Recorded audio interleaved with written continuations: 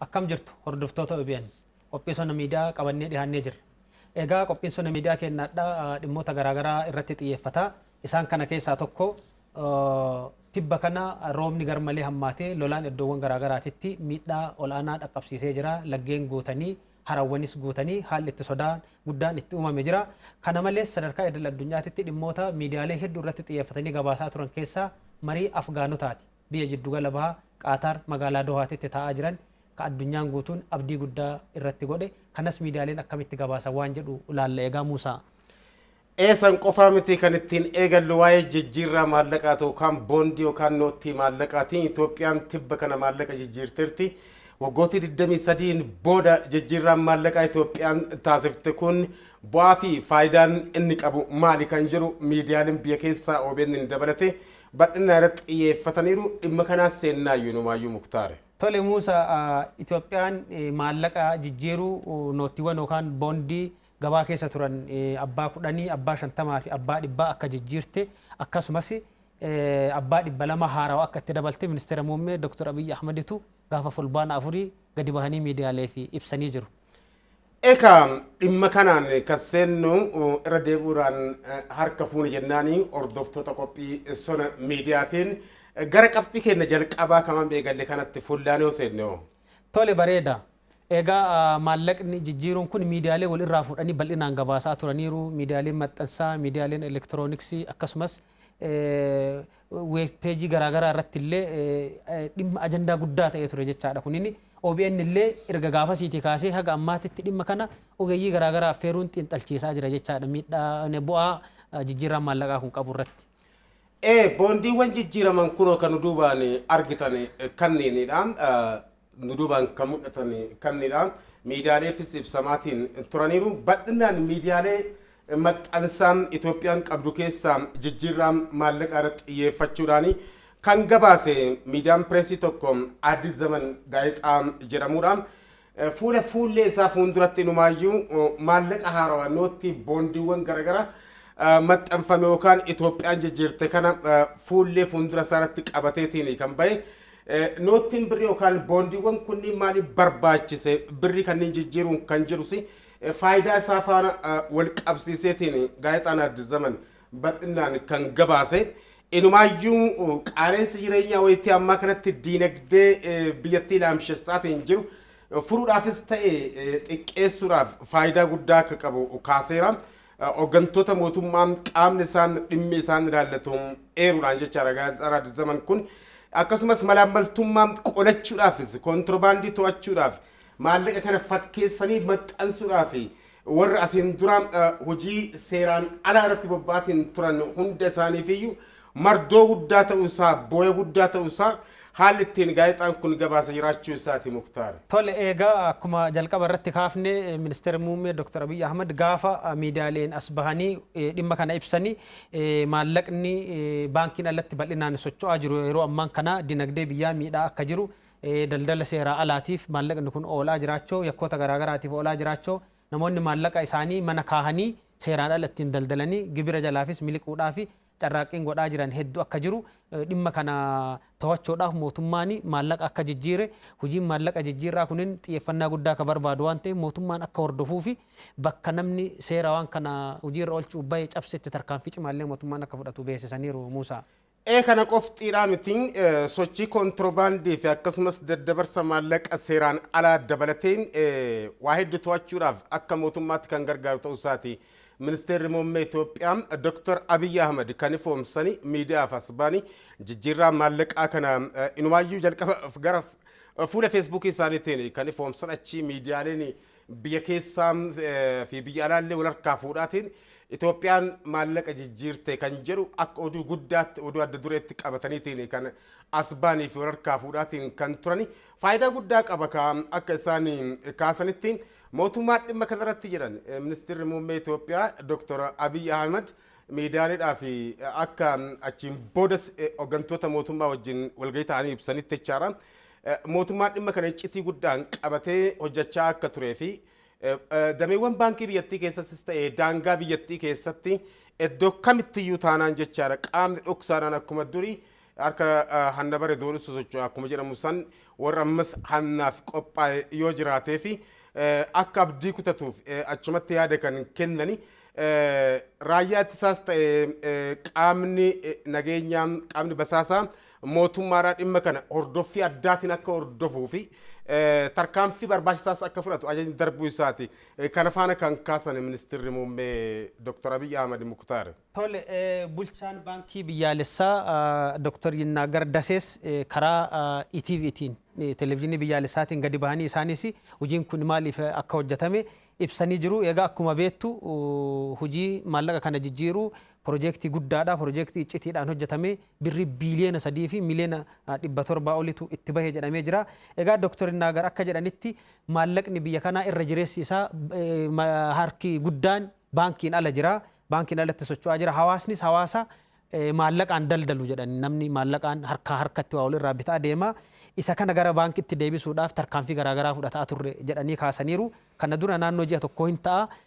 Namni maallaqni baasu guyyatti yookaan yeroo tokkotti birrii 200 ol akka hin baafne dhaabbileen 300 ol akka hin baafne kana dura ibsamee jira. Kunis tarkaanfii maallaqa gara baankiitti deebisuuti. Inni amma booda irra dhufe kun ammoo kanas caalatti ka cimsu waan ta'eef kana cimsinee itti fufnaa. Dhimmoota amma kaafte keessaa inumaayyuu kaakee maallaqa yookaan nuti birrii boondiiwwan kanneen haaraan duubaan amma hordoftoonni sona miidiyaa hordofaa jiran kana mootummaan maxxansuudhaa fi baasii atama duratti eerte kanneen baaseera gara birrii biiliyoona 3 fi miliyoona 700 akkasii kan baase mootummaani. Maallaqni haarofni maxxanfame yookaan noottiin maallaqa haarofni maxxanfame kun gara biiliyoona 2 fi akkasumas miliyoona 900 kan ta'udha. Hammantaan kun xiqqaadha yommuu ilaaltu ka waggaa 23tiin duraatii wal madditti yommuu qabdeetti ilaaltu Itoophiyaan bara 1990 keessaa 90 keessumattuu wayitaan waraana Eertiraa wajjin waraanatti seenteetiin turtetti yeroo sanitti maallaqa Itoophiyaa kana bal'inaan warra Eertiraatti itti fayyadama sababii jedhuun mootummaan biyyattii yeroo sanitti bulchaatiin ture maallaqa jijjiireera gara birrii biiliyoona 18 oliiti yeroo sanitti kan akka haarawaatti maallaqni nootiiwwan maallaqa yeroo sanitti maxxanfamaniitiin turani kanneen wal madditti ol bira qabdeetiin yommuu ilaaltu kan ammaa kun baay'ee xiqqaadha baay'ee gadaanaadha garuu mootummaan wanta kana godheef qaba. Ammaan booda maallaqa harkaa walitti dabarsaa wal harkaa gurgurachaa wal harkaa bituun kun fayyama namaatiifuu fayyama hawaasaatiif illee gaarii akka hin taane gama ogeessota fayyaatiinis waan qorannoo fi qo'annoo badhaa godhe itti fakkaata. Keessumattuu bara dhibeen koronaa vaayirasiin koronaa addunyaa raatessaatiin jiru kana keessatti kanas to'achuudhaaf kan gargaaru ta'uu isaa hedeeti mootummaan dhimma kanatti kan seene akka miidiyaaleen tokko tokko gabaasanii fi kanarraayis qabatamaan hubachuun kan danda'u kanuma Muktaar. Kana malees maallaqni gaafa namni harkatti walitti dabarsaa deemu hin moofaa hin ciccitaa isa deebisanii maxxansuun maallaqa guddaa barbaada. Biyyattis baasii guddaa baasisiisa. Namas yeroo guddaa namni akka baasu taasisa. Mootummaanis maallaqni bifa kamiin deemaa jira ebaluun harka maallaqa gamtu jira waan jedhu beekuu hin danda'u. Egaa kanas jijjiiruudhaaf gahee guddaa qaba. Egaa miidiyaalee kana gabaasan keessaa inni gara biraa tokko BBC tajaajila afaan Amaaraati. Dhimma kana innis bal'inaan gabaasee jira. Hayyuu dinagdee wabeeffachuudhaan gabaasee. Egaa hayyuun dinagdee miidiyaan kun gaafate akka ibsanitti Itoophiyaa keessatti yeroo ammaan kana birrii biiliyoona 100 biliyoona 13 olitu baankiin ala jira. Kun maallaqa garmalee guddaadha jechaadha. Maallaqni kunin karaa baankiin hin deemneen socho'a. Maallaqni kunin mootummaan nama maallaqa gabaa keessatti socho'u haala gabaa haala oomisha gabaa keessa jiru laalaatiin baay'isuu xiqqeessuu karaa sirna qabeessaan to'ataa deema. Maallaqni ga'u garuu siistema kana ala ta'uun ammoo waan mootummaan to'atee hin dandeenyeefi qaala'insa gabaa uumuu akkasumas yakka garaagaraatiif ooluu danda'a. Yakka garaagaraa qofti sun taane rakkoo dinagdee wayitii ammatti qaala'insi jireenyaa faana wal qabatee biyyattii mudatee fi hawaasa hunda keessa nus dabalatee jechaadha. Hunda keenya tuttuqaatiin jiru kanaa fi hawaasa biyyattii kanaa tokko kan saaxile kuufamuu maallaqaati. Qaamota muraasatu akka barbaadetti maallaqa kuusee magaazana keessatti akkuma jooniyaatti ol kaa'e akkuma oomisha qonnaa kanatti ol guureeti magaazana keessatti ol tuule yoo barbaadachi gabatti gadi dhangalaasa.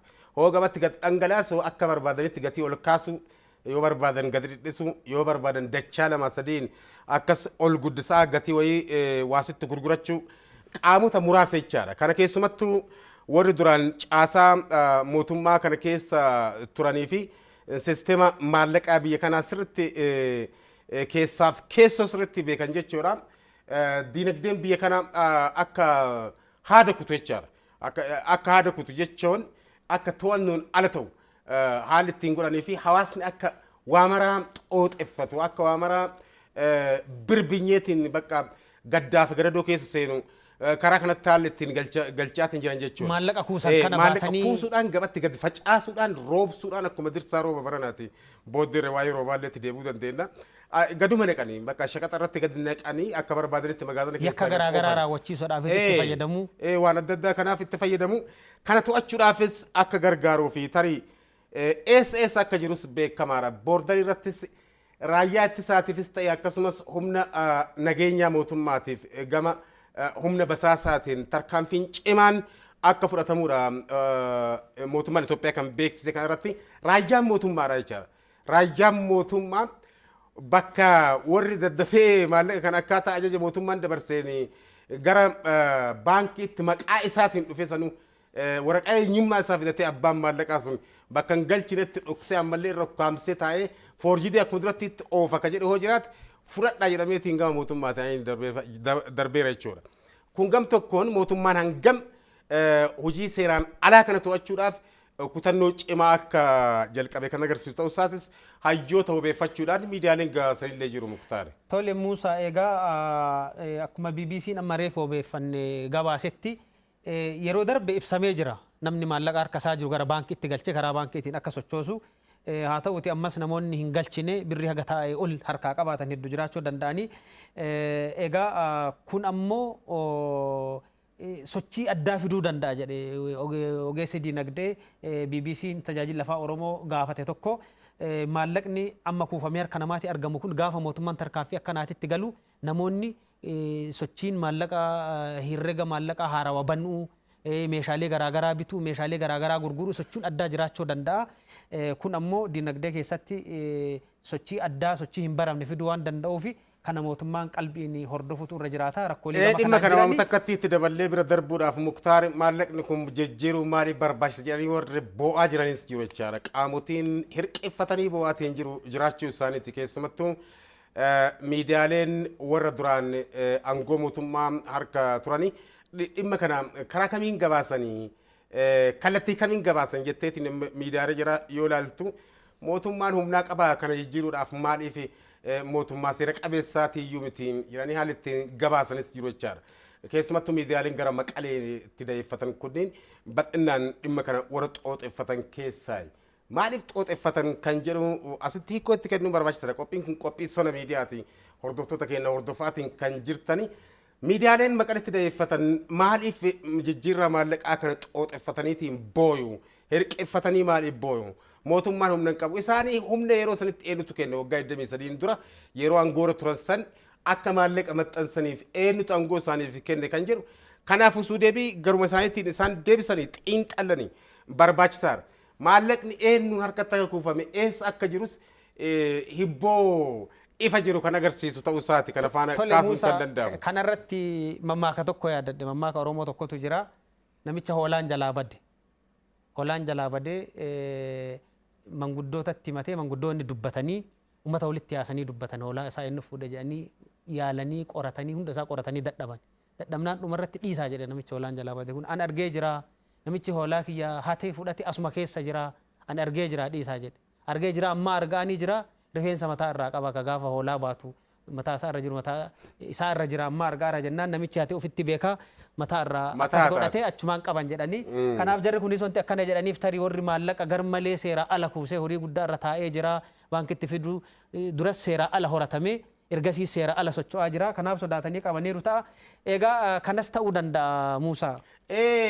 Dhimma kana OBN ammas gabaasuudhaan hayyoota adda addaa hayyoota diinagdee afeeruudhaan qophiilee adda addaa oduu dabalatee itti ufeera gabaasuu isaa OBNs miidiyaaleen kanneen birootis akkasuma hayyoota diinagdee afeeruudhaan dhimma kana balballoomsuu bal'inaan hiikaa inni qabu tariitii yeroo meeqaan booda saantimiin yookaan birriin amma akka bubbeetti kiisii namaa keessaa barartu tuni yoom irraa eegaltee keessi namaa turuu dandeetti kan jedhus hayyoota diinagdeetu kan miidiyaa irratti dhiyaachaatiin dhimmoota kanaaf deebii kennaatiin deemu dhimma kanas maratti godhamee gara Tole isii garuu waa tokko dabaluudhaaf hayyuun tokko kan miidiyaa irratti tibba kana gaafataman tokko maal jedhanii maallaqni Itoophiyaa dandeettii waa bituu isaa gadi bu'ee jira.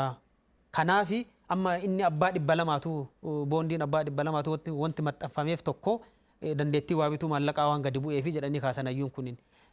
Kanaaf kuni qofa gahaa miti abbaan 500tu abbaan 1000tu maxxanfamutu irra jiraata. Maaliif akkuma dandeettii waa bituu maallaqaa gadi bu'een waa bitachuun maallaqa guddaa qabattee deemus irra jiraata akkas akka hin taaneef kunis itti yaadame waan jedhu kaasaniiru akkuma jette dhawaataan fuula duras kaasaa deemuun kenna waan hin hafne. Egaa inni hordofaa jirtan kun qophii sona miidiyaati. Miidiyaaleen dhimmoota garaagaraa haala akkamiitiin akka xiinxallan ilaalaa jira gara dhimma lammaffaatti ceenirra Muusaa. Dhimma lammaffaa kenna waa'ee dirsaa baranaati. Dirsaa jechuun bakka tokko tokkotti yandoolleen jedhama. Rooba akka malee bara kana keessa kaa roobni dirsaa gaduma naqee ganni sin dheeratee badhee sin dheeratee dhimma kanarratti hayyuu meteoroloojii tokkos ogeessa meteoroloojii olaanaa tokkos afeerreerra Abdiisaa Hirkoo jedhama meteoroloojii biyyoolessaatti ogeessa damee raaga qilleensaa Oromiyaati as isaanii kan amma nu faana jiranii badhinaan dirsaan kun eessarraa mudate kan jiru booddeerraa yaada ogummaatii fi akkasumas yaada hayyummaa isaanii badhinaan balballoomsaniitti nutti himu roobni tibba bara kanaa kun abbayaan guutee bishaan akka ciphifannu taasisee hidha haaromsaa kanaaf aaga yoo ta'es gam kan birootiin gadda haalli ittiin uumaatiin jiru jira.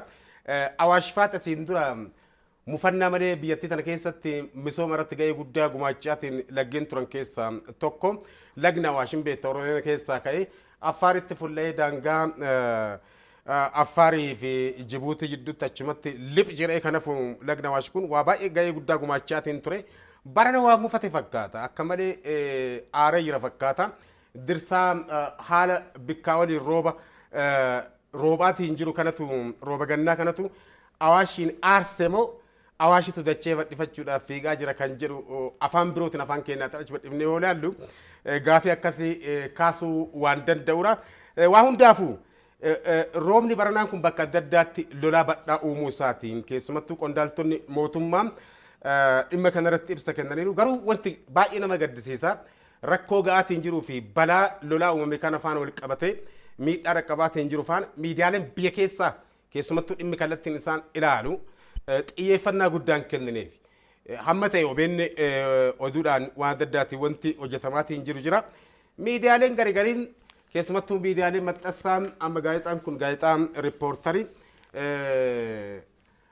haa xiqqaattullee gara duuba isaatiin gara dugda isaatiin yaada badhaa waa'ee lolaatiin wal qabate faana maxxanseetiin jira Muktaari. Qabiyyee waan kanaa tareetii ibsa qondaaltota mootummaatii ministeera nageenyaatiif akkasumas ministeera bishaanii jallisii fi anniisaa isaan kanniin lamaan ibsa wal wajjin kenna irratti xiyyeeffateetiin kan baase gaazexaan kun booddee irratti deebina.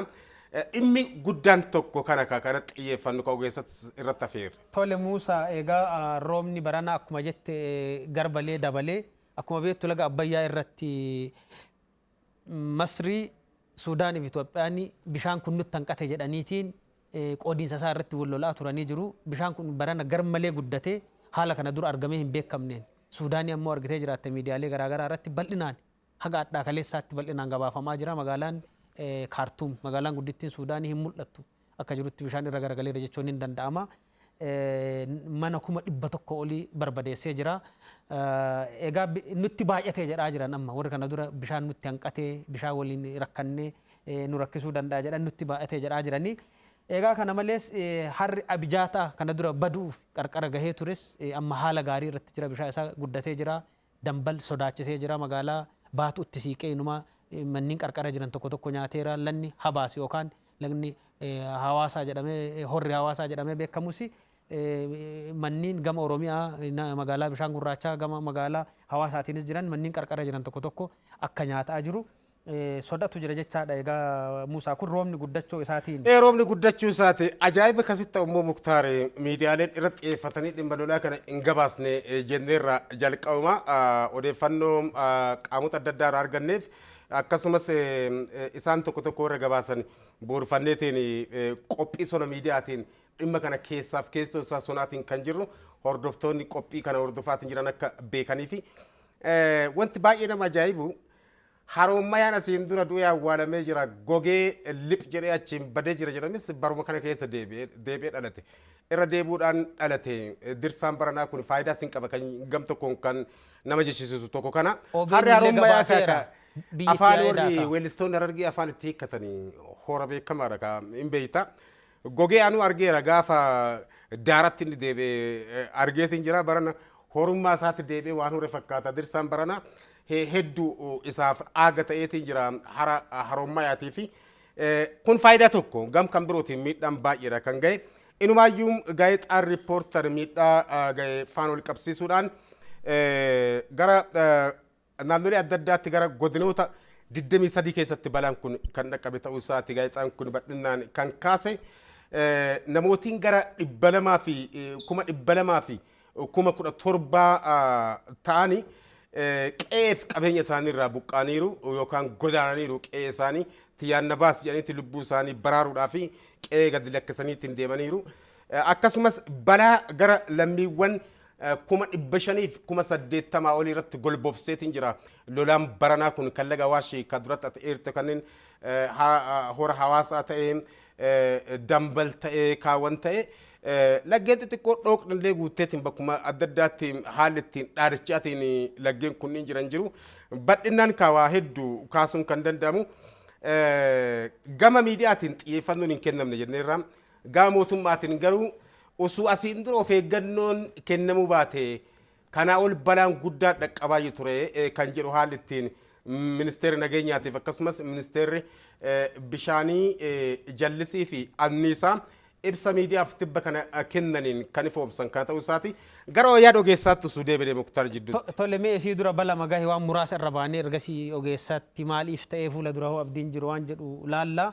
Egaa miidiyaaleen faanaanis gabaasee jira riippoortaris akkuma jette gabaasee jira akka miidiyaaleen kun gabaasanitti keessattuu lagni Hawaas yookaan immoo lagni Awaash yaa'aa isaa naannoo Shawaa Bahaa kanatti illee aanaalee hedduu keessatti oorruu hedduu nyaatee jira qabeenya hedduu irraa miidhaa olaanaa geessisee jira naannoo Affaaritti keessatti haga kiiloomeetirii 30 yaa'arraa bahee fagoo akka deeme jechaadha miidhaa gamii akka geesse ilaaluun hin danda'ama qabeenyuma irraa miidhaa gahee yoo laallee dhaabbatuma tokko jalaa dhaabbata qonnaa Ambaaraa Awaash jiddu galeessaa jedhamurraa qabeenyi birrii biiliyoona 1 miliyoona 500 olitti tilmaamamu barbadaahee jira qonni garaagaraa lafa hektaara 14,000 irratti argamu barbadaahee jira hojjettoonni 5,000 illee sababa kanaan hojii ala ta'anii jiru jedha egaa ragaan allaale tokko ministeerri nagayaa adde Mufariyaat Kaamilii fi ministeerri bishaan jallisiif anniisaa Dr. Silashiin iddoowwan kanniin daawwatanii jiru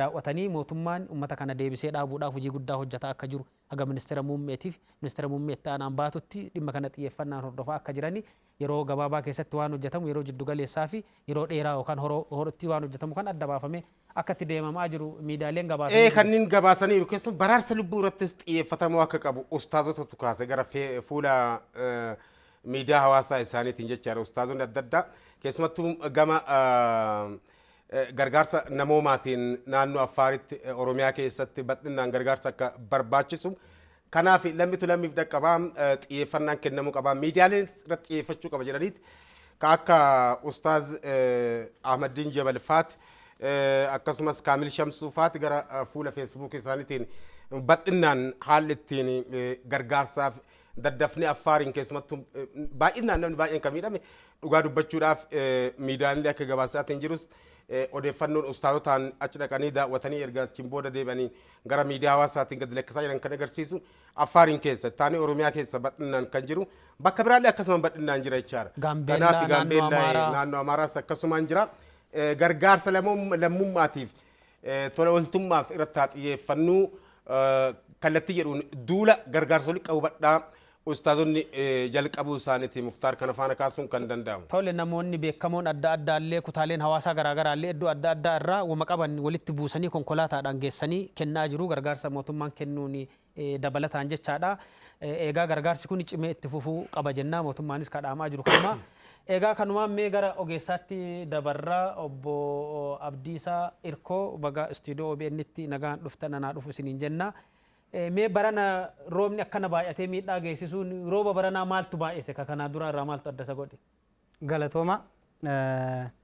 Egaa sababni roobni ganna bara kanaa itti hammaateef yookaan haala barameerraa qabiyyee isaatiin tatamsa'iinsa isaatiin akka kanatti kan bal'ateef egaa akka saayinsiin mul'isetti yookaaniif immoo taateewwan waan kanaaf sababa ta'an mul'isanitti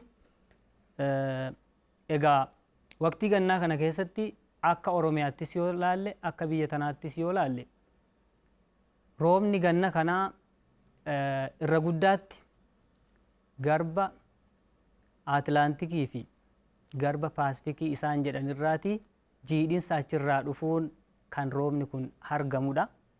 Egaa kanaaf immoo haaldureewwan ta'an tokkotu jiru.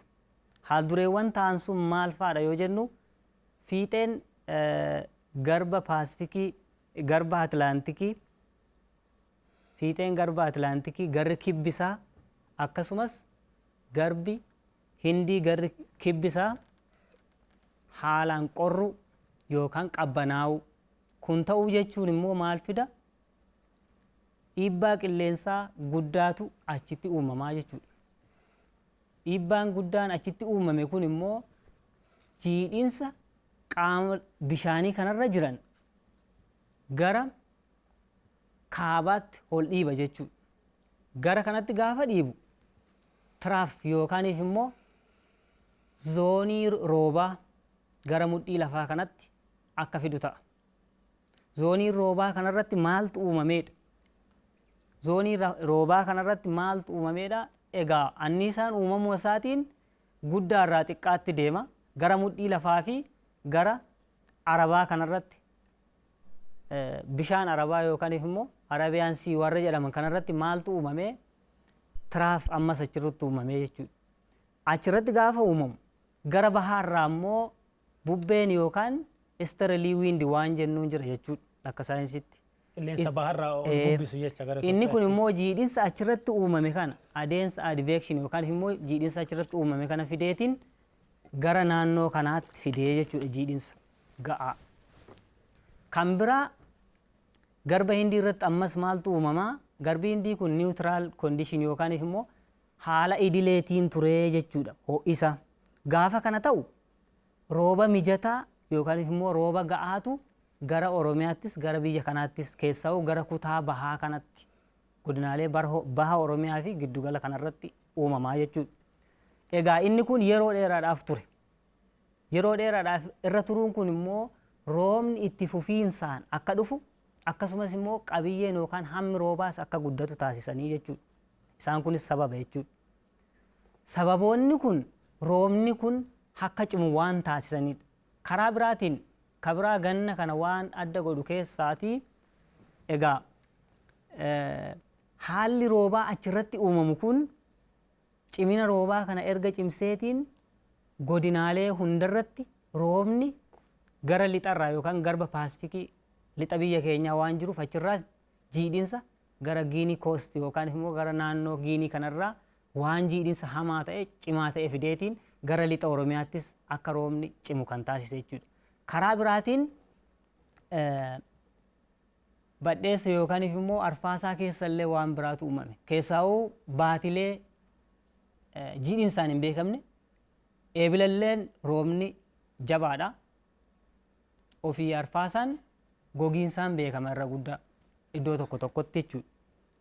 Keessaa'uu baatiin caamsaa rooba idilee fi idilee oltu uumame. Kunilleen egaa waqtii gannaatiif dabalataan jiidhinsa waan arfaasaa yookaan badheessa irrattis rooba ga'aa argateef inni gannaa kunis gaafa itti dhaame ganna kan ni hammeessee waan jedhu waan jedhutu kaa kun bifa ogummaatiin yommuu xiinxaltanii kan obbo Abdiisaa Hirkooti ogeessi keenya kan waa'ee dirsaa yookaan rooba ulfaataa baranaa irratti yaada kennaatiin kan jiranii. Kun jechoota saayinsii ulfaataadha. Garba Paasifii, garba Hindii, gara lixaatiin, gara jiddu galeessaatiin, moonsuun kan jedhamu kunniin waa hedduu kan bifa saayinsiitiin yommuu ilaaltan isintu hiikoo itti kennaa isintu hubata waan ta'eef hordoftoonni qophii kana hordofaatiin jiran tariitti akka hubatanitti uumaan kun dur hin jiru afaan kennaa meettima. Uumaan kun dur hin jiru wanta akkana deddeebu kun jechaadha. Garbi Hindiis ta'ee garbi Paasifik ocean ka jennu kun jechaadha. Durallee ima jiru inuma ciisaniiru diriirfataniitiin jechaadha. Barana maaltu adda isaan taasisee bakka jiranii akka dheekkaman isaan taasisee jiidhinsa biyya keenya keessatti hammeessuu danda'e kan jedhu afaan uummanni hubachuu danda'u itti nu himtanii. Tole galatooma. Egaa akka uummanni hubatutti gabaabumatti jiidhinsa roobaaf nu barbaachisu hamma waqtii gannaa kana barbaadamu ol nuuf fidee jechuudha taateen achitti ta'e kun. Kun immoo guyyaan roobaa guyyootiin roobaa akka baay'atan ta'an baatii tokko keessa fakkeenya akka faranjiitti yoo ilaalle Juulaay yookaan adoolessa kana guyyaa 31 kana keessa guyyaa 31 guyyaa ragaan buufataalee meetirooloojii irraa funaanne akka mul'isanitti guyyaa 31 rooba yookaan akka keenyaatti 30 kun guyyaa 30 roobaan akka keessaa yoo godinaalee giddugalaa kanneen akka shawaa kaabaa osoo roobiin oolee bakka ittiin beekne jira. Kunis gahee mataasaa qabaa jechuudha. Kan biraa roobni ganna kanaa dirsaa isa isin dura jettan yookaan immoo yandoo gara lixaa kanatti lixa Oromiyaatti akkas jedhanii rooba cimaa isaan kunis uumamanii turanii jechuudha. Taateen dura jenne kun isaan kun akka uumaman taasisee jechuudha. Rooba guddaa yookaan dirsaa mirgeechuu hin dandeenyaa gabaabbinaan kan yeroo qabnu faana deemaatiin jirra. Gaaffii biroo isin kaasuudhaaf roobni akkanatti yabbachuun isaa yookaan dirsaa'uun yandaa'uun isaa kunniin Awaashifaa akka dheekkamsiisee godhee jira. Balaan adda addaa wayitii ammaa kanatti faayidaa isin balaa isin qabanneetiin jirra akka Oromiyaaf aagaa Awaashiin guutee dheekkamuu isaatiif immoo gam kan birootiin balaadha. Uummata amma qabeenya isaa irraa buqqaatiin jiruuf miidiyaaleen illee kan isaan tokko tokko muraasni hanga sawwaa tuttuqanii gabaasanii kanuma kan eeranii tariitii asirratti akka ogeessaatti wanti nu ibsuu qabdan balaan kun duraan as dhiyaachaa jira golbobaa jira jedhameetiin duraan wanti itti raagdan jira moo dhaabbanni keessan wanta kana kan dursee raagaa bu'uura saayinsii ta'e qabaachuudhaan dhimma kana dursitanii bikkitaniirtu tilmaamtaniirtu jechumaaf akka ogeessaatti. Sirriidha. Gaaffii ijoodhas gaaffiin kun kan gaafatamuu qabu. Akka ejensii meetiroolojii biyyaalessaatti akka federaalaatti jechuudha. Egaa ganni osoo hin seeniin qophiin godhameet kennameet jira jechuudha. Isin hin beektan barana ganni akka ulfaatu dursitanii. Ganni kun haalli itti uumamuu danda'u rooba idilee fi idilee oltu uumamuu danda'a godinaalee hunda akka Oromiyaattis akka biyya kanatti irra guddaa irratti idilee fi idilee ol. Kana jechuun rooba waqtii gannaatti kanaan dura yeroo barame irratti argannu ol nutti ta'a. Tatamsa'insa isaatiinis qabiyyee isaatiinis kana ta'a jedhameet tilmaamtaniirtu jechaadha. Kan hubannoo asirratti hin gaa tariitii muktaar isaan duubaan amma dispileey mudhatu tokkotu jira. Achirraa bifa ogummaatiin wanti hordoftoota qophii kanaatiif tariitii wanti kakkaasan hoo jiraate. Egaa kan amma laalaatiin jirru godinaalee Oromiyaan qabduu keessaatii tajaajilli iddoo garaagaraatti kennama. Godinaalee kibbaatis, bahattis, giddugalas, lixattis kan agarsiisudha. Egaa godinaalee kanarratti tatamsa'insi roobaa eessa ture, eessatti yandoon ture, eessatti immoo roobni idilee fi idilee ol mudate jennee laaluu kan dandeenyudha. Kan ilaallu jechuudha. Egaa ganna darbe kana keessa maal faatu ture? Roobni yandoon eessa? Roobni giddugaleessa ta'e eessa? Kaartaa kanarratti kan ilaallu rooba waxabajjii qabiyyee isaatiin idilee irraa hammam dabale yookaan irrate jechuudha. Halluu inni magariisi kun godinaalee gara bahaa jiranii fi giddugala waxabajjii irratti gara halluun magariisi agarsiisu kun idilee ol iddoo itti argame jechuudha. Rooba eegamuun ol kan itti argame jechuudha godinaalee kana. Yaa'a laga Awwaash immoo yoo ilaallu amma yaa'a laga Awwaash irrattis yoo ilaallu irra guddaan idilee fi idilee ol ture jechuudha amma yaa'a laga Awwaash kan akka ilaallu kanarratti jechuudha. Godinaalee lixaa garri keelloon kun immoo idileedha. Garri kibbi Booranaa fi akkasumas Harargee iddoo muraasa Arsii iddoo muraasa irrattis idilee ture. Iddoo muraasa iddoo pookeetti jedhamtu qofatti idilee gadi ta'e jechaadha. Caamsaan kan ture. Kan waxabajjii jechuudha. Kan adoolessaa immoo yoo ilaalla ta'e guutumaan guutuutti qarqara godinaalee Qeellamii fi akkasuma Wallagga Bahaa iddoo muraasa giddugala kana iddoo muraasaa fi Arsii iddoo muraasaan ala halluu magariisi dibame kun hamma waqtii adoolessaatti godinaalee Oromiyaa irratti roobuu qabu ol iddoo itti roobe kan agarsiisudha. Akkasumas yaa'a laga Awwaashis yoo kan fudhannu ta'e yaa'a laga Awwaashis ammasuma rooba idilee fi idilee oltu irratti uumamee ture jechuudha. Ammas baatii sadaffaan kan Hagayyaati jechuudha. Hagayyaas yoo laalle irra guddaa isaa godinaalee Oromiyaa idilee fi idilee oltu ture jechuudha. Halluu keelloo fi magariisa kana yoo ilaalle jechuudha. Yaa'a laga Awwaashis keessaayyuu sulula Qinxaamaa kanarratti roobni haalaan dabalee jira jechuudha. Kana kan ilaallu jechuudha. Karaa biraatiin guyyoota roobaallee yoo kan ilaallu ta'e hammam guyyootii roobaa isa idilee yookaan isaan kana dura waxabajjii irratti roobaa turerraa guyyaan roobaa kun hammam dabale hammam hir'iseedha. Sarara zeeroodhaa gadi kan nu agarsiisu kun buufataalee meetirooloojii godinaalee Oromiyaa garaagaraa irraa funaanaman yoo ilaalle gara gadii kan jiru kun kan irraa hir'ate irra guddaan isaanii immoo yoo ilaallu kan itti dabaleedha jechaadha godinaalee kana. Hedduu isaanii keessaa'uu Jaarraa, Harar, Galamsoo, Nuura'eeraa, Najjoo, Walisoo isaan kun iddoowwan itti guyyoonni roobaa hanga 20 olii itti dabale jechuudha. Kan biraa adoolessa irrattis akkasumatti roobni jechuudha guyyaan roobaa kun ammas dabalee jiru jechuudha. Yoo ilaalle irra guddaa isaanii godinoon guyyaa 10 guyyaa 2 hanga 10 isaa olis kan dabalan jiru jechuudha. Ammas yoo ilaallu yaa'a laga Awwaashis yoo fudhanne fakkeenyaaf Abboomsaa laaluu dandeenya, Adaamaa laaluu dandeenya, buufata Adaamaa isaan kanarratti ammas Nuura'eeraa, Mi'eessoo isaan kun yaa'a laga Awwaash irra jiran. Buufataalee kanarratti guyyoota hanga 10 hanga 12 dabalee jira jechuudha. Guyyaa roobaas yoo ilaalle jechuudha. Inni dhumaa Hagayya jechuudha. Hagayya kanas roobni ammas dabalee jira jechuudha guyyaan roobaa yoo ilaallu jechuudha. Karaa biraatiin inni dhumaa kan ilaaluu dandeenyu hammeentaa yookaaniif immoo qabiyyee roobaati. Qabiyyee roobaatiin yoo ilaalle akka dura jenne san irratti badheessi bara kanaas dabalee jira. Gaafa kana jennu ragaa dhugaan qabachuun barbaachisaadha jechuudha.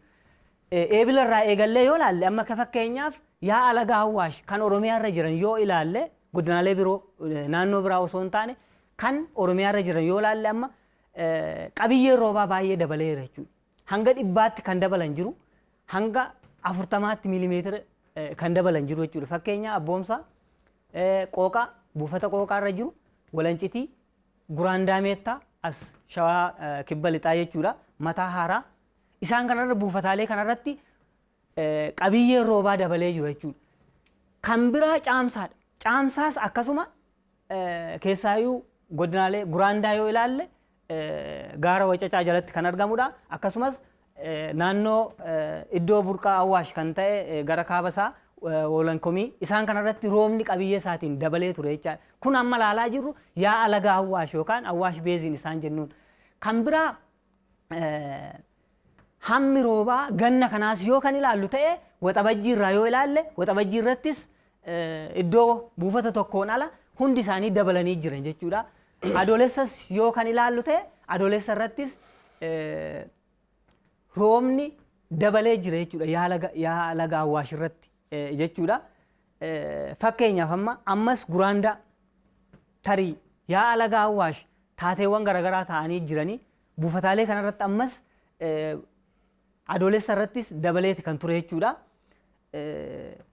ammas Oogast yookaan immoo hagayyaarrattis akkasuma dabalee jira jechuudha. Roobni kun qabiyyeedhaan baay'ee kan dabale ta'uusaa kan nu agarsiisu. Walumaa galatti ganni bara kanaa idilee fi idilee ol haaluma raagame saniin keessaayyuu naannoo sulula qinxamaa iddoowwan rakkoon itti uumaman kanarratti kan ta'an turan jechuudha. Kan yeroo qabdu faana kan deematii jirtu Muktaar dhimma kana asumarratti osoo goolabnee gara. Egaa kan Muktaar dhimma keenya isa xumuraatti sadarkaa idil addunyaatiin qabannetti ceenaa. Waa'ee marii nageenya waaraa Afgaanistaanitti xiyyeeffateedha. Marii seena qabeessaa fi akkasumas miidiyaaleen idil addunyaa gurguddoon Aljaziiraa dabalatee isaan bebbeekamoon nageenya baha jiddu galeessaatti xiyyeeffatanii fi nageenya biyyoota Eeshiyaa irratti xiyyeeffatan keessumattuu nageenya dhabdee kan turte Afgaanistaanitti xiyyeeffatan keessaa BBC, Aljaziiraa, CNNs miidiyaaleen weebsaayitii kanneen birootis bal'inaa warra gabaasan keessaa yaa'ii olii yaa'ii nageenyaa fi seena qabeessa guddaan gareewwan Afgaanistaanii jidduutti bakka tokkotti qophaa'eera. Qaataar waan kana kan qopheessee magaalaa Dohaa keessatti qophaa'e. Yaa'ii kanarratti kan hooggantoonni gugurdoon keessumattuu ministeerota dhimma alaa biyya isaaniitiin haalli ittiin bakka buufaman jirachaadha. Dippiloomaatonni bebbeekamoon irratti hirmaataniitiin jiru. Yaa'ii kana Xaalibaanii fi akkasumas mootummaa Afgaanistaan jidduutti waggoota 20 booda fuullee fuulduratti wal arganii yeroo jalqabaatiif yaa'ii irratti mari'atanidha. Yaa'iin kun yaa'ii dheeraadha. Ammas itti ofeetiin jira nageenyi waaraa Afgaanistaan inni fida jedhameetiin eegama akka miidiyaaleen gabaasanitti Muktaar. Tole Afgaanistaan biyya seenaa guddaa qabdu biyyoota qaroominni durii keessatti mul'ate keessaa biyyoota magaalaan dur irratti hundaa'e keessatti lakkaa'amti. Haa ta'uutii akkasitti akka qaroomina durii qabduu fi biyya carraa argattee biyya naga qabaattee adda misooma qabduu miti. Gareen shororkeessaa Alqaa'idaan Ameerikaa rukutee ture. Namoonni kumaatamaan lakkaa'aman du'anii gamooleen gurguddoon akka Pentaagan akkasumas jiddugallee daldala magaalaa Niiworkitti argamu rukutamee miidhaan olaanaan irra gahee ture Ameerikaa. Waraana sanii fi Alqaa'idaan Afgaanistaanitti dhokatee jira jettee Ameerikaan mootummaa Afgaanistaan gaafas Afgaanistaaniin bulchu kaadha garee finqilaa ta'ee mukatti galee gaara galee lolu Xaalibaaniin jara san qabinatti kenni jettee hin kenninuu keessummaa kenna jedhanii didanii ergasii Ameerikaatti duultee jara san mootummaa irraa buuftee mukatti galchitee achi as nagaan argannee egaa naga kana buusuu fi addunyaan guutuu wal ga'ee ka.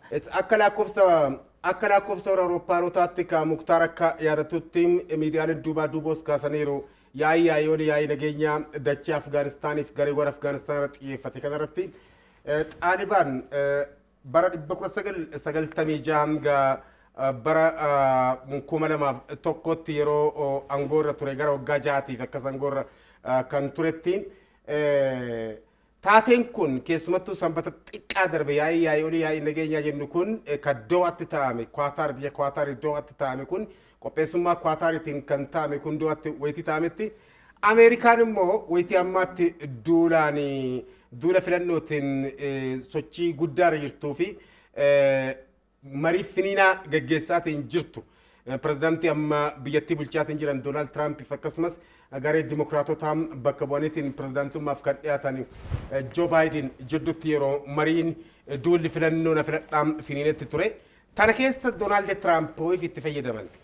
Gaafa mariin kun Dohaa Qaataaritti taa'ameetiin ture sanitti yaadannoo waggaa 19ffaa jettee Ameerikaan kan fulbaana 11 gareen Alqaa'idaan fooqii dhaabbata daldala idil addunyaa Roophiidhaan itti bu'ee hidhatti kutee gara namootiin 3,000 olii yeroo itti dhuman iyyaarataa duratti namootii 10,000 lakkaa'aman kan jettee irtisanidha.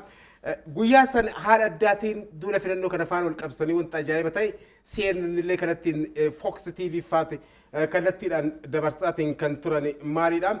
Yaadannu jedhanii isaan Waashingtan keessatti akkasumas Ameerikaa keessatti haala addaatiin Niiworkiin fa'aa keessatti haala addaatiin guyyaa san yaadachaatiin turan.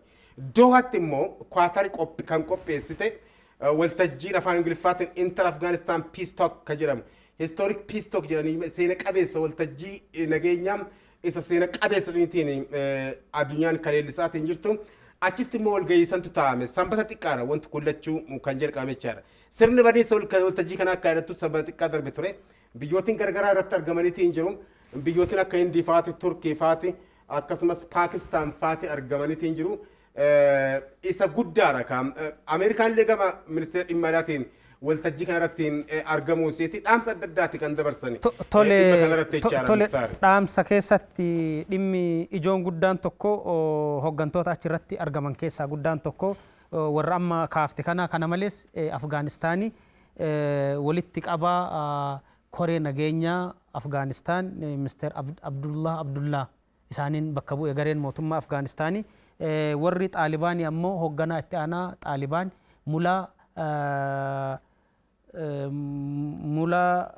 Abdul Ghani nama jedhamuun bakka bu'e egaa jarri kullachuu dhaamsa dabarsanii jiran warri gama mootummaa naga buusuu qabnaa waliigaltee dhukaasa dhaabuu goonee Afgaanistaaniif naga fidutu nurra jiraataa kanaaf kutachuu qabnaa waan jedhu naga waaraa fiduuf hojjechuutu nurra jiraata dhaamsa jedhu dabarsanii garee warra Xaalibaanii ammoo jarri durallee kan lolaa fi turanii seera islaamummaa dhaabuudha mootummaa islaamaa sabaaf sablammootaa fi uummattoota biyyattii hundaa obbolummaadhaan walqixxummaadhaan bulchuu danda'u kadhaabu ta'uu qaba waan jedhu dhaamsa dabarsanii mariin kunin haa ta'uuti marii kanarraa maaltu eeggama waan jedhu yoo laalle wanta eeggamu booddee taasisuu dandeenya achiin duratti maalidha mariin kun wanti adda isa taasisu waggaa 20 booda fuullee fuulduratti wal arguu isaanii qofxiisu hin taane Xaalibaan maaliif qabsaatiin ture maaliif qawwee fudhatee tullubbee Waaziristaanii fi akkasumas gaaraa fi tullubbee akka Waaziristaan kanneen fa'aa keessatti dayeeffate kan jiru Afgaanistaan biyya gaaraanis beekamteera tullubbee gardaangaa Paakistaan safaan kan beekamteera kanatti maaliif galee kan jedhu erga Ameerikaa wadhabeen boodasi keessumattuu waa'ee adda addaatti walqixxummaa mirga namoomaas ta'ee gama dimokiraasiitiin itti fayyadamummaa aangoo qoodinsa aangoo dhimmoota kan irratti haalli ittiin dhiibamnee jira jedhaniitiin haalli ittiin qabsoora turanii fi gara fincilaatti isaan baase jiraachuu isaati. Waltajjii kanaan dura garuu waltajjii seena qabeessa kanaan duratti bara dheengaddaa akka lakkoofsa biyya keenyaatti baatii bitootessaa keessa Ameerikaan bara 2001 akka lakkoofsa Awuroopaanotaatti dachee Afgaanistaanitti duulteetiin turte sun fuullee fuulduratti dhiyaattee marii nageenyaa Xaalibaan wajjin taasisuusiiti. Garee shororkeessaa kan waliin hin mari'annu jedhaa turan duukaa jechaadha. Waliin dubbachuu dhiisi waliin mari'achuu dhiisi jedhaniit maalidhaa kana faana kaasuun kan danda'amu Muktaari duubaa fi duuboon citii dhimma kanaa maalidha kan jedhu haalli ejjennoo siyaasaa fi ejjennoon iddil addunyaatti imaamanni Ameerikaan qabattee yeroo duraa turtee fi kan ammaan hedduu kan waldiru ta'uu isaati. Yeroo sanitti yaadatta taanaan Afgaanistaaniin haa ta'u, Iraaqiin haa ta'u, Liibiyaas haa ta'u gam tokkoon hanga tokkotti Sooriyaa amma rakkoon baay'een keessatti mudattes haa ta'u raayyaan Ameerikaa bakka inni hin geenne jiru jechaadha keessatti hirmaateetiin jira. Hin yaadatta taanaan keessumattuu dachee Afgaanistaanii fi Iraaqii akka malee rasaasaa fi boombiidhaan barbadeessaatiin kan turan abbaa fi ilma. Lachuu pirezidaantii Ameerikaa ta'aniitiin hooggananiitiin jiru. Joorji Bushii guddichaa fi Joorji W. Bushii xiqqicha kan jiranidha. Pirezidaantii yeroo sani bara 2001 irratti raayyaa Ameerikaa hatattamaan dachee Afgaanistaanitti kan dulchisan Joorji W. Bushin ta'uu isaa yaadatta jechaadha. Yoo san Xaalibaanii fi Alqaayidaa fa'aa dha'uudhaaf garas dulchisan. Yaadatta taanaan kana Ameerikaan amma bara Doonaald Tiraampii kana ejjennoo imaamata alaa hordofaatiin jirtu maali kan jiru kana faana kaasuu hin danda'ama tariitii miidiyaalee adda addaa irratti faana. Tole Muusaa amma kana maaltu fidee waan jedhu gabaabbinaan laallee bira darbin bareeda natti fakkaata. Ameerikaanonni garee dura shororkeessaadha kana waliin mariin hin barbaachisu afaan qawwee qofaan dubbanna jedha waliin maaf mari'atan waan jedhu laaluun barbaachisaadha. Bara 2001 rakkoo yookaan insidentii ammareef kaafnetti aansee Ameerikaan gaafa Afgaanistaanii weerartu ji'a muraasa keessatti Xaalibaanota aangoo irraa ariite jechaadha. Gaafa aangoo irraa ariitu yeroo gabaabaa keessatti Alqaayidaallee Xaalibaanillee barbadeessinee mootummaa nagaa mootummaa sirrii dhaabnee gara hojii biraatti deebine amantaa jedhu qaban. Waggoota muraasaa keessatti milkaa'ellee iddoowwan baay'ee keessaa Xaalibaaniif Alqaayidaallee baasanii irra jireessi namoonni muraasaa qofa miliqanii gara Paakistaanitti iddoowwan rakkisatti galanii rakkatanii hafan jechaadha. Booda garuu Xaalibaan akka bulaa deemuun of jabeessaa humna isaa cimsataa dhufee Ameerikaan waggaa 19 loltee garee kana balleessuu dadhabde. Gaafa ilaalani adeemsa jijjiirachuu qabnaa tarsiimoo jijjiirachuu qabnaa waan jedhuun bara Obaamaa jalqabame dubbiin kun yoo ilaallee Qaataaritti waajjira akka banatantu ayyamame bara Obaamaa jechaadha. Waajjirri amma Qaataar irratti mari'ataa jiran kun yaadatta taanaan waa'ee Obaamaa irratti dabaluudhaaf yaadatta tariitii Obaamaan gara pirezidaantummaatti yommuu dhufan ejjennoo isaan qabataniitti dhufan tokko raayyaa Ameerikaa haxaa'ee achi keessaa baasaniitiin turan. Haxaa'uu isiiti dachaa sadii oliin dabalanii raayyaa Ameerikaa jechaadha. Yeroo Obaamaan gara aangootti dhufan raayyaan Ameerikaa tariitii achi dachee san keessa ture akkas gara 100,000 oliin darbu hin caalu jechaadha. Yeroo akkuma Obaamaan garuu aangoo qabatanii gara 150tti achi ol ilaaletti hin ta'u jira. Garuu turanii booddeerra yeroo tokko hin dabalanii yeroo tokko hin baasanii Obaamaan haala ittiin deebisaa achi keessaa yaasaatiin deeman ture. Obaamaan garuu ejjennoo sanii itti fufuu hin dandeenye. Maaliif kan jedhu kisaaraan baay'een isaan mudataatiin jira warra lixaa kan jechaadha. Raayyaan bobba'u kunniin baasii guddaa gaafata. Bu'aa argatanirra miidhaa gama diinagdeetiin isaan dhufutu isaanitti hammeessaa. Waraanaas mo'ataa hin jiran amma kan akka isaan galchee waggaa 19 biyyi Ameerikaa geettu biyyi guddaan garee xiqqaa tokko olii waggaa 19 loluu jechuun waggaatti doolaara biliyoona hedduun lakkaa'amu baasaa dhufanii jiru jechaadha. Loltoonni 10,000 lakkaa'aman jira du'anii jiru. Afgaanota keessaallee namni 10,000 lakkaa'amu dhumee jira. Egaa kanatu garanatti fidee amma marii kanarratti gaafa marii kana eegalan marii kanaan dura Ameerikaan Xaalibaan wajji mari'attee bitootessa Areef kaaftee san maal irratti walii galanii gareen Xaalibaanii jeequmsa akka xiqqeessu. Jeequmsi Afgaanistaan keessatti akka xiqqaatu loltoota Afgaanistaanii booji'anii harkaa qabanii 1,000 akka gadi lakkisan gareen shororkeessitoota adda addaa lafa jarri to'ate. Baay'ee dubbii keenya irratti gareen Xaalibaan yeroo amman kana humni isaa garmalee cimee jira. Washington Post gaazexaan jedhamu kan Ameerikaa akka baasetti lafa Afgaanistaanii keessa gara wadhakka akka ta'u to'atee jira jechaadha. Humni isaa humna duriitii miti humni isaa garmalee cimee jira.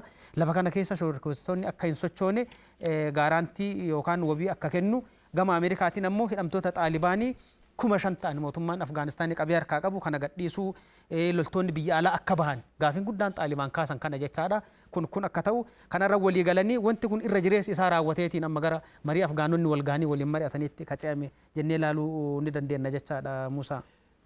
Akkaataa mallattoo irratti agarsiisaa jiranii yeroo qabdan raawwachaa jirtan naan jedhaatiin jiru teeknishaanonni kenna tarii waan takka qofxii gabaabsee dabalee gara goona buutti ceenaa yeroo biraasitti deebina kun marii baay'ee biyyootiin addunyaatu aaga guddaa godhanii irraa muuxannoo guddaa argachuu danda'anidha. Tariiti mariin kun duubaan akkuma kaasuudhaaf yaalletti xiinxaltoonni siyaasaa baay'ee jiddu galeessaa bal'inaa akka itti kaasanitti maalidha jechuun hin danda'ama. Doonaald Tiraampiin kun akka qeeqaman sanii miti. Bara aangoorra turan waggaa arfan kana keessatti kallattiidhaan duulaniit boombii namarratti hin argufne. Biyya qabatan humnaan hin jiru kan jedhu xiinxaltoonni akkasiillee baay'eetu uumamaatti hin jiran jechaadha. Amma tibba kana keessa taatee guddaa hedduutu ta'eetiin jira. Asin dura qophii sola miidiyaa keenyaatiin kan sonne mariin Israa'elii fi United Arab Kingdom jidduutti taasifamu Baahreeniin qarqabatee dabalatee Waashingtan diisitti fullee masaraa White House keessatti sirni guddaan tokko qophaa'ee Doonaald Tiraampiif immoo aga guddaa waan ta'e fakkaata. Duula filannoo isaanii inumaayyuu duula filannoo qofxiisu hin taane Noobeelii nageenyaa baranaa kana badhaafamuudhaaf Doonaald Tiraampiin tirtirsaa jira. Haalli ittiin hayyoonni baay'een jedhaniitiin ittiin deemaatiin jiran jira jechuudha. Achi Dohaa keessatti waltajjiin taa'ameera. Asii White House keessatti sirni guddaan nageenya Israa'elii fi Araboota gidduutti taa'ame kun waliigalteen nageenyaa mallatteeffameera. Kun bu'aan isaa gara mi'eennuu fi qabxii lakkoofsisaatiin deema jechuudha. Doonaald Tiraampiif qabxii guddaa lakkoofsaa jechaadha akka xiinxaltoonni jedhanitti muktaare. Tole egaa Doonaald Tiraamp qofa jechuu hin dandeenyu bu'aa argamaa jiru. Afgaanonni seenaa isaaniititti waggaa 40 dura biyyi guddoon addunyaa bara sana addunyaa turte gamtaan Sooviyetii Afgaanistaanii weerartee waggaa 10 olii biyya san keessa turte injifatamanii ba'an jarris waggaa 10 guutuu lolanii Afgaanonni humna tokkummaatiin dura dhaabatanii baasanii ammas Ameerikaanis haaluma saniin gara mariitti bahanii jiru. Hundumaafuu marii kanarratti wanti marii kanarraa eeggamu dhukaasa dhaabuun hin eeggama. Dhimmi dubartoota mirga dubartoota irrattis bal'inaan mari'atamee murtii irra gahaa jedhamee eeggama. Mirga hagoo saboota hagoo illee Xaalibaanota hidhattoota Xaalibaanii hiikkachiisanii hawaasatti makuu fi dhimmoonni kanaaf kana fakkaatan jira. Mariin kun yeroo dheeraaf itti fufa jedhamee yaadama. Egaa fuula duratti itti deebi'uun keenya hin hafu jennee yaadna dhimma guddaa addunyaa waan ta'eef jechaadha. Egaa hordoftoota OBN qophii sona miidiyaa har'aatiif kan qindeeffannee qabanne dhimmoonni biyya keessaatiif biyya alaa kaaga ammaa isinii dhiyeessine qophii kana qopheessinee isinii dhiyeessuun Muusaa Huseeniif anis Muktaar Huseen ogeeyyii istuudiyoo duukaa taaneetiin egaa waan nu duuka turtanii nu hordoftaniif ulfaadhaa isiniin jenna.